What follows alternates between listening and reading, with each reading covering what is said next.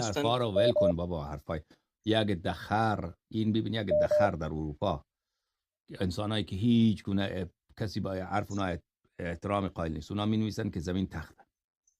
این نه بعد باور اینا کن یک بی سواد جاهل احمقم پیدا میشه در ایران، حرفای اونا رو ترجمه میکنن میگن یک توطئه ناسا هست. بابا توطئه ناسا نیست بابا. من نه خودم باور کن ما آقای اللهیاری. جانم بابا ما جان، بابا ولش کن قبلا ولش کن دیگه، ولش کن. همین ایلان ماسک، ببین تنها اون که نیست، چینا رفتن، ببین ناسا که نیست، چین رفته، ژاپن رفته، هندوستان رفته، ایران رفته به فضا.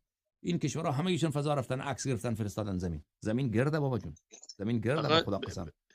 بله اگر شما شما خودت اگر پرواز کنی، ببین الان کسانی که رفتن از فضا مثلا خودت پرواز بکن، وقتی که هواپیما به 40,000 پا میرسه، نگاه کن پایین، گردی زمین رو میبینی، با چشم خود میبینی.